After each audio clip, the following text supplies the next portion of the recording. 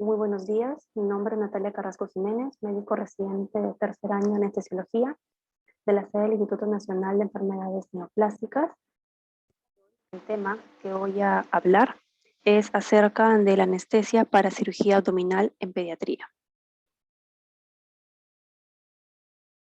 Bien, los objetivos de la exposición es conocer los principales procedimientos para cirugía abdominal en edad pediátrica, realizar un adecuado plan anestésico de acuerdo a la naturaleza de la patología, ya sea electiva o de emergencia, establecer las principales consideraciones anestésicas, tanto para cirugía general y regional, en base al procedimiento quirúrgico, e identificar las posibles complicaciones de acuerdo al manejo anestésico.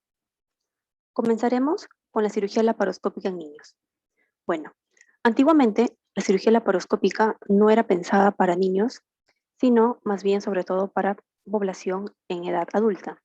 Sin embargo, años, con el avance de la tecnología y la ciencia, la cirugía laparoscópica es algo que ya se ha incursionado en los últimos años, debido a que, como podemos observar, la cirugía laparoscópica ha mostrado una serie de ventajas, como por ejemplo, ha disminuido el estrés quirúrgico, disminuido el dolor posoperatorio, ha disminuido la incidencia en el ilio posoperatorio, permite un rápido retorno enteral, permite y acorta la estancia hospitalaria, permite un rápido retorno a las actividades normales, tanto para el paciente como para los padres, permite y disminuye lo que son las complicaciones a largo plazo y es estéticamente superior. Por lo tanto, son un sinnúmero y un sinfín de procedimientos laparoscópicos, tanto en los infantes y también en los niños. Podemos observar en la siguiente diapositiva, creí conveniente colocar cuáles son la serie de cambios fisiológicos que se observan en la cirugía laparoscópica, ya que los anestesiólogos debemos saber cuáles son los cambios fisiológicos, ya que eso nos puede llevar a enfrentarnos a una serie de complicaciones en el intraoperatorio. Por ejemplo, entre los cambios más importantes son el neumoperitoneo y los cambios extremos de posición que se pueden dar en sala de operaciones. Bueno, el neumoperitoneo no es más que la insuflación de CO2 en la cavidad intraabdominal. ¿Qué quiere decir? Una vez que se da la inducción anestésica, que también implica cambios fisiológicos en el paciente, sumado al neumoperitoneo, que es como dije, la insuflación del CO2, este conlleva, como vemos, a un aumento de la presión arterial sistémica, sumado a un aumento de la presión pulmonar, disminuye el índice cardíaco, sumándole que aumenta la presión intraabdominal, llevamos a un aumento de la presión de llenado cardíaco sanguíneo, disminuye el retorno venoso, disminuye la precarga. Este aumento de la presión intraabdominal hace que el diafragma se eleve, por lo tanto, disminuye la complianza a nivel pulmonar. El paciente va a terminar con atelectasias, va a terminar con hipoxia, la relación ventilación-perfusión va a disminuir. El paciente termina con una hipercapnia. Por ende, el paciente termina en un estado de acidosis respiratoria y el nivel termina con una vasodilatación con un aumento de la presión intracraneal. Todos estos cambios hay que agregarle a que el cirujano nos va a pedir a que le coloquemos en una posición de Trendelenburg para que él pueda manipular mucho mejor las vísceras en el paciente y pueda operar. Esta posición en Trendelenburg también nos genera cambios en el paciente importantes, como disminuye la compliance pulmonar, que ya va a estar disminuida por el neumoperitoneo que se le ha generado al paciente. Y este también, en el peor de los casos, puede movilizar el tubo endotraqueal a una intubación endobronquial, que si Dios quiere puede conllevar a un broncoespasmo en el paciente. Entonces, hay que tener bastante cuidado con las presiones intraabdominales que se va a manejar en el paciente. Que en niños mayores de 5 kilos no llevemos a una presión menos de 15 milímetros de mercurio y en neonato la presión intraabdominal sea menor a 12 milímetros de mercurio. Todas estas consideraciones o todos estos cambios en el intraoperatorio son importantes y hay que tenerlos en cuenta. Y con eso también nos permite valorar que no todos los pacientes pueden ser candidatos para una cirugía laparoscópica. Con ello, observamos que la literatura nos recomienda que el manejo anestésico en este tipo de casos es con anestesia general, ¿ok? Entonces, la anestesia general puede ser ya sea con anestésicos inhalatorios, endovenosos, usando una máscara laringea o un tubo endotraqueal, usando bloqueadores neuromusculares.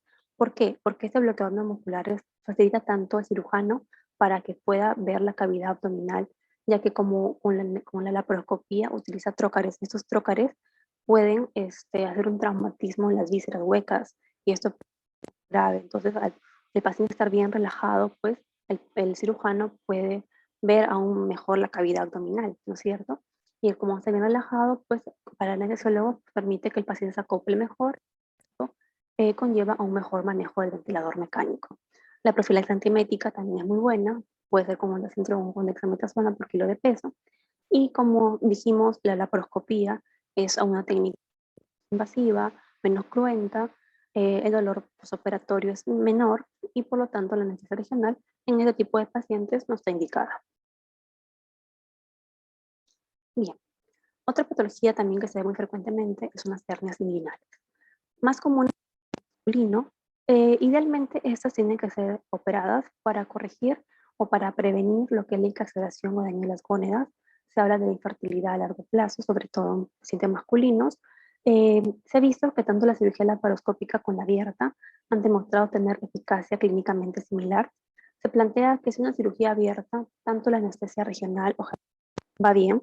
Si es laparoscópica, la anestesia general sería lo ideal y que se recomienda que el requerimiento y el manejo anestésico debe ser discutido en el preparatorio con los padres. ¿Ok? Como mencioné, el manejo puede ser anestesia general, la inducción anestésica con anestésicos agentes volátiles o endovenosos, está en un adecuado o buen plano anestésico, debido a que puede haber una manipulación del cordón espermático y puede llevar a un laringoespasmo o una bradicardia en el paciente, y también puede darse lo que es una analgesia postoperatoria con bloqueo caudal en la edad pediátrica, sería muy bueno. O en todo caso, podemos dar lo que es una anestesia espinal lumbar, que sea una posición sentado, como observamos en las imágenes, pero esto va a depender de la experticia del anestesiólogo, de la condición del paciente, si el paciente es colaborador o no, ¿no? Y esto se hace con una aguja espinal Kinkel número 22 o 25, son comúnmente usadas para la punción lumbar. Observamos la salida del icosafeno y con una aguja tuberculina se administra el anestésico local. Para ello varía desde la opiocaína isovárica, la opiocaína, y últimamente también en estudios se ha demostrado que se puede usar la tetracaína hiperbárica.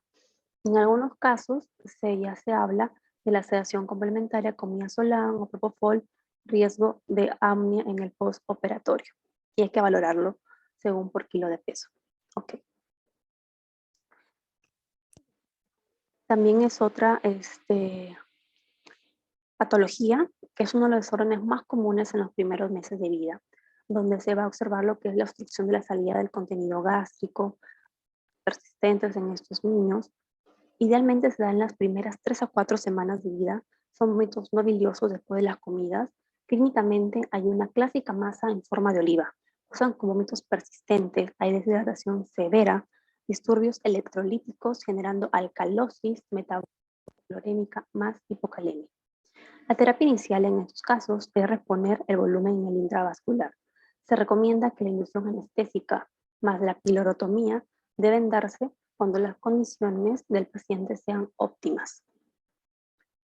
Por lo tanto, se dice que hay que evacuar el contenido gástrico con una sonda nasogástrica, la inducción de la frecuencia de intubación rápida, una adecuada monitorización, y puede darse con una anestesia regional o espinal, que viene a ser prácticamente lo mismo, porque otorga un menor tiempo de recuperación, menor tiempo de hipoxemia, hipotensión o apnea. La tercia biliar también es otra patología que más que todo es en las primeras 6 semanas de vida. Es una cirugía bastante cruenta, ¿no? Y que la complicación más que todo para el anestesiólogo es por la sepsis intraabdominal y por la colangitis que puede dar o por la hipertensión portal. Aquí lo que más resalta, que si bien la anestesia va a ser general, es la duración de la cirugía, que es a 3 a 4 horas, y es importante aquí el manejo de los fluidos. Se prefiere el lactato Ringer y la prevención de la hipotermia y un adecuado manejo del dolor en el post para mantener una adecuada también estabilidad cardiovascular. Aquí unos tumores que resaltar son los tumores hepáticos. Hay unos pilares en este tipo de casos: mantener una adecuada ventilación, una adecuada hemostasis, la estabilidad cardiovascular y manejo de líquidos. Se requieren 2 vías de gran calibre porque son tumores bien grandes, presentando un acceso para la transfusión si fuera necesario, una línea arterial y presión venosa debe ser considerado por los cambios hemodinámicos que suelen experimentar. Considera el uso de catéter epidural para el manejo del dolor postoperatorio, para un monitoreo adecuado para el perfil de coagulación para retirar el catéter epidural, porque estos tumores son grandes, la herida va a ser grande y va a doler, por eso es importante el catéter epidural. El neuroblastoma también es otra patología. Idealmente se suelen presentar como fibrocromocitomas, suelen cursar con hipertensión en la inducción o el tumor. También hay pérdidas sanguíneas, también se requieren accesos venosos grandes y un catéter epidural para el manejo del dolor postoperatorio. El tumor de Wings es otra patología maligna, más común. La masa también es grande, es dolorosa. Estos niños, como reciben quimioterapia, se requiere que lo vea el cardiólogo. Normalmente la cirugía es abierta, se consideran como estómagos llenos, el tumor es grande, tiene que tener mutación invasiva.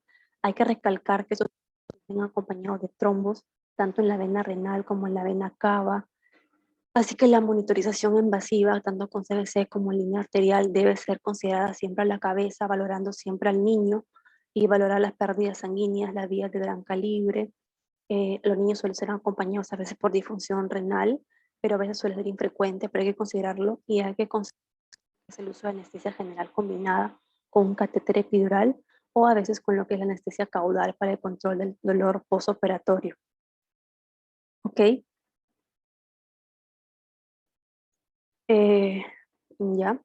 Y luego encontramos lo que es otra patología bastante frecuente en la edad pediátrica, pero que la clínica variar de la de un adulto, son lo que es la apendicectomía, que esta apendicectomía sí se ve tanto, a veces puede ser apendicectomía por programadas como electivas, pero se ven bastantes cirugías de emergencia, que son las apéndices, que son bien frecuentes, es secundaria a la obstrucción del lumen del apéndice, que clínicamente cursa, ¿no? Como un edema, por una inflamación, hay un sobrecrecimiento bacteriano y a veces hay el riesgo de lo que es la peritonitis.